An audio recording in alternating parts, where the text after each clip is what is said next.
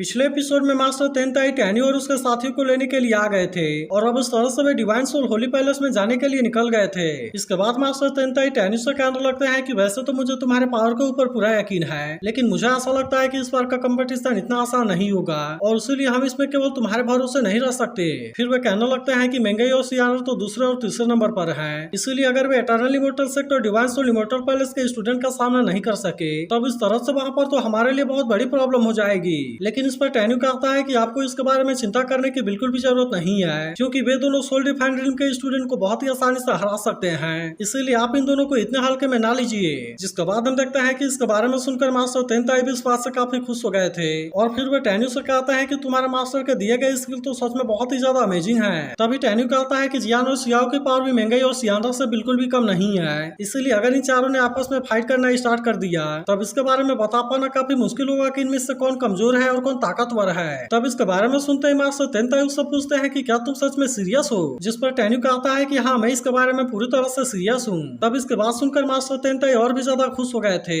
और फिर वो टैन्यू से कहता है कि तुम्हारे जैसे स्टूडेंट तो हमारे सेक्टर के लिए ब्लेसिंग है। तभी टैन्यू मास्टर तेनताई से कहने लगता है कि जियान और सियाओ मेरे सबसे क्लोज फ्रेंड है, इसीलिए उन दोनों के वेपन और 5 सोल डिवीजन में होने की वजह से मुझे काफी चिंता होती है, जिसकी वजह से मैं आपसे पूछना चाहता हूँ कि क्या आप इन दोनों को भी मेरे टूरिस्ट डिवीजन को ज्वाइन करने दे सकते हैं। जिसके बाद हम देखते हैं कि मास्टर तेनताई भी इसके लिए मान गए थे और फिर वह टैन्यू से कहता है कि तुम इस मैटर को मेरे ऊपर छोड़ दो। जिसके बाद हम देखते हैं कि वे सभी भी इस बात से काफी खुश हो गए थे और फिर वे मास्टर तेनताई को इसके लिए थैंक यू भी कहते हैं, जबकि वही मिस पिंग भी कहने लगती है कि हमारे डिवीजन में और 2 जूनियर स्टूडेंट आ गए। इसके बाद हम देखते हैं कि जियान इस बात से सबसे ज्यादा खुश होती है, जिस पर मेंगई कहती है कि हम आने वाले समय में एक साथ फाइट जरूर करेंगे। लेकिन तभी हम देखते हैं कि मास्टर तेनताई टैन्यू से अकेले में कुछ बात करना चाहते थे, इसलिए वो उसे अपने साथ लेकर वहाँ से चले जाते हैं। इसके बाद वो टैन्यू से बताते हैं कि मुझे जिन क्लैन के बारे में कुछ इन्फॉर्मेशन मिली है, जिसके बारे में सुनते ही टैन्यू भी इसके बारे में जानने के लिए एक्साइटेड हो गया था और इसीलिए वो मास्टर तेनताई से पूछता है कि वे कहाँ से हैं। तब इस पर मास्टर तेनताई उसे कहता है कि अगर हमारी इन्वेस्टिगेशन सही है तो फिर उसके हिसाब से जिन क्लैन अपील डिवीजन का पार्ट बन चुके हैं, जबकि गोंगसुन यांगचेन सभी का लीडर है। तब इसके बारे में पता चलते ही टैन्यू उसके ऊपर काफी गुस्सा होने लगता है, जिसके बाद मास्टर तेनताई कहने लगता है कि हम जिन क्लैन को अंडर एस्टिमेट नहीं कर सकते,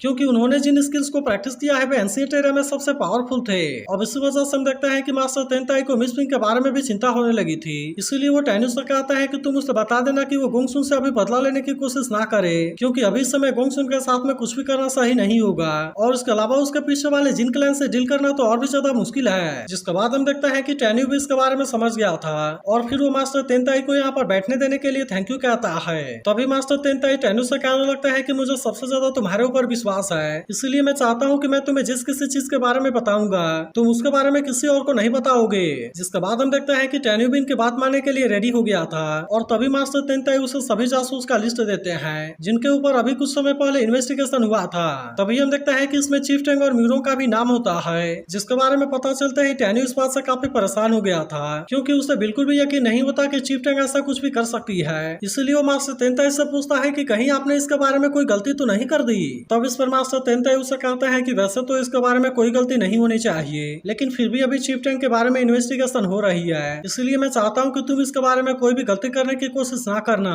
नहीं तो फिर ऐसा हो सकता है कि साधु से इसके बारे में पता चल जाए। जिसके बाद हम देखते हैं कि टैन्यू भी इनकी बात मानने के लिए रेडी हो गया था। फिर मास्टर तेनताई कहने लगता है कि मीरो के जासूस होने की आइडेंटिटी पूरी तरह से वेरीफाई हो गई है, लेकिन फिर भी उसके पास में कौन सी पावर है अभी इसके बारे में कुछ भी पता नहीं है। तब इन सारी चीजों के बारे में जानकर टैन्यू भी इस बात से काफी परेशान होने लगा था, इसलिए हम देखते हैं कि वो बाकी के लिस्ट के बारे में भी देखने लगता है, जहाँ पर उसे पता चलता है कि होली डिवीजन में भी बहुत सारे जासूस हैं। तभी हम देखते हैं कि मास्टर तेनताई को टैन्यू के बारे में काफी चिंता होने लगती है, इसलिए वो कहने लगते हैं कि सबको पता है कि मैं तुम्हें सबसे ज्यादा वैल्यू देता हूँ, इसी वजह से उन सबकी नजर भी तुम्हारे ऊपर जरूर होगी, इसलिए मैं चाहता हूँ कि तुम इन सारे लोगों से पूरी तरह केयरफुल रहना, क्योंकि वे कभी भी तुम्हें नुकसान पहुँचाने की कोशिश कर सकते हैं। जिसके बाद हम देखते हैं कि टैन्यू मास्टर तेनताई को इसके बारे में याद दिलाने के लिए थैंक यू कहता है, मगर अभी भी हम देखते हैं कि और भी बहुत सारे लोगों के ऊपर इन्वेस्टिगेशन होना बाकी था, इसीलिए मास्टर तेनताई इसके बारे में सोचकर और भी ज्यादा परेशान होने लगते हैं। तभी हम देखते हैं कि टैनी को भी हुआंगफू वाली सेक्टर के ऐसे सिचुएशन के बारे में काफी चिंता होने लगती है, क्योंकि उसने कभी नहीं सोचा था कि यहाँ पर ऐसा कुछ भी हो सकता है।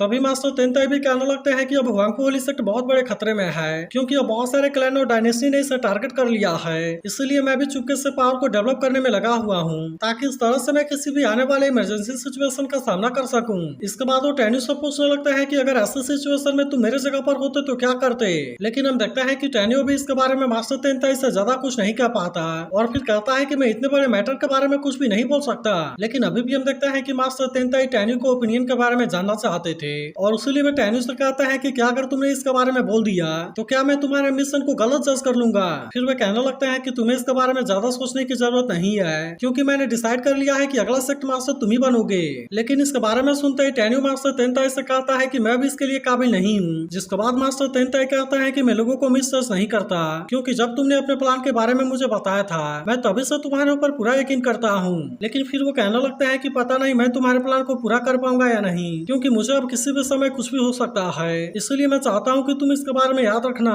तब इसके बारे में सुनते ही टैनियो कहता है मुझे यकीन है कि आप सारे डिवीजन को एक साथ में जरूर लाएंगे। तब इस पर मास्टर तेंताई कहता है कि तुम तो पहले से ही काफी चालाक हो, इसलिए तुम्हें पता होना चाहिए कि बहुत सारे लोग मुझे मारने के लिए पीछे पड़े हुए हैं और इसलिए मैं चाहता हूँ कि अगर किसी दिन मुझे कुछ हो गया तब उसके बाद तुम मेरे पावर को कंटिन्यू करोगे क्योंकि मैं हुआंगफू वाली सेक्टर को किसी गलत हाथ में आते हुए नहीं देख सकता। अब इसी वजह से हम देखते हैं कि इसके बारे में सोचकर मास्टर तेंताई काफी परेशान होने लगते हैं और कहते हैं कि अगर कुछ भी हुआ तो इसका असली दोषी मैं बनूंगा। तब इसके बारे में सुनकर टैनियो कहता है कि अभी आपको इसके बारे में परेशान होने की जरूरत नहीं है और मैं प्रॉमिस करता हूँ कि अगर किसी दिन आपको कुछ हो गया तो फिर मैं आपके सपने को पूरा करने के लिए अपना बेस्ट दूंगा। जिसके बाद हम देखते हैं कि इसके बारे में सुनकर मास्टर तेंताई भी इस बात से काफी खुश हो गए थे और फिर वह टैनियो से कहता है कि मैं तो केवल यही सुनना चाहता था। इसके बाद हम देखते हैं कि वो फिर से टैनियो को यहाँ पर बैठने के लिए कहते हैं क्योंकि वो जानना चाहते हैं कि अगर वो सेक्टर मास्टर बनेगा तो फिर वो जासूस वाले मैटर को किस तरह से हैंडल करेगा। तब इस पर टैनियो कहता है कि इससे डील करने के लिए मेरे पास में 3 तरीके हैं, जिसमें से पहले के अनुसार हम जासूस को अपने बारे में कुछ भी पता नहीं चलने देंगे और हम उनसे डील करने के लिए सीक्रेट तरीके से पावर को डेवलप करेंगे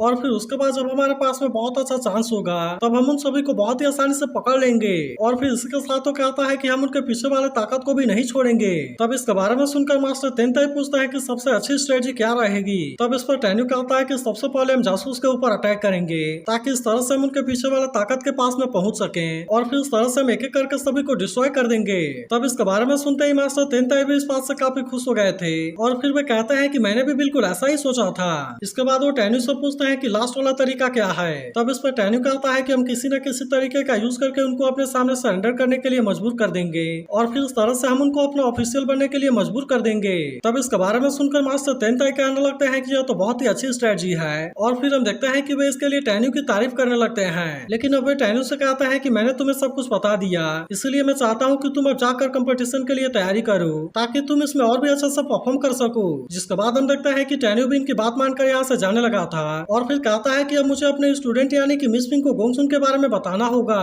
तो अगर एक्सप्लेनेशन अच्छी लगी हो तो इस वीडियो को लाइक और इस पर एक प्यारा सा कमेंट जरूर कर देना और अगर आप इसके अगले एपिसोड के लिए भी एक्साइटेड हो तो इसके बारे में कमेंट करके जरूर बताना।